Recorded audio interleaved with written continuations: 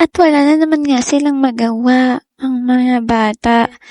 Kaya nga ito, dahil manonood kami at inaayos pa lang ang screen, ay ito na muna ang mga pinagagawa nila. O, di ba? Kahit nung bata pa din kami, ganyan din ang mga ginagawa namin pag walang kuryente. Pero sa kandila nga lang.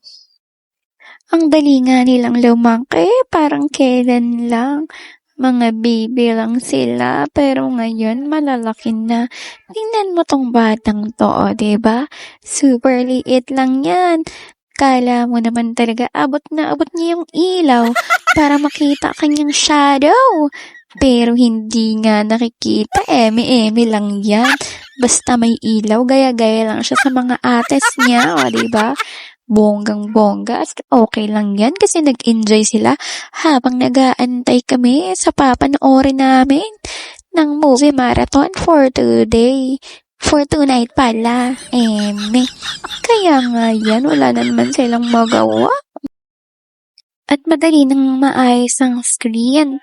Kaya eto, tinitingnan namin kung okay na ba. Kasi manonood na kami ng cartoon or hindi ko alam kung anong mga papanoorin namin. Basta manonood kami ng movie for tonight.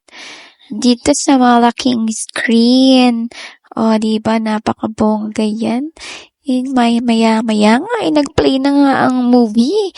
Kaya eto, magsasarado na nga ang ilaw. Kasi excited nang manood ang mga baby. Yun ang mga pinag-aantay namin dito. Kaya nagsiupuan na sila. Kaya nga eto, kanya-kanya na nahanap ng upuan kung saan maganda ang view. Kasi ito na nga, sinarado na ang ilaw para manood na kami ng movies. Ano yan, si Ate Kai, si Ate Alons. And yan, inaayos na ang screen. Sarado na ulit ang ilaw. Ang mga bata may mga kanya-kanya ng posisyon. O, diba? Ito ang favorite namin. Manood sa gabi dito sa malaking screen. Nakalimutan ko na nga kung anong title ng It Is. Pero maganda tong moving to. Halos lahat kami nanood.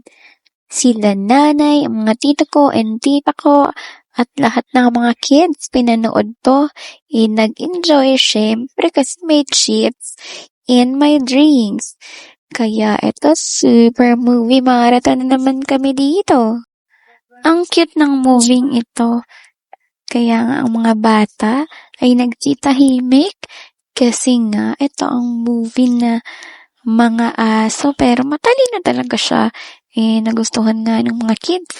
Kaya walang imik ang mga kids.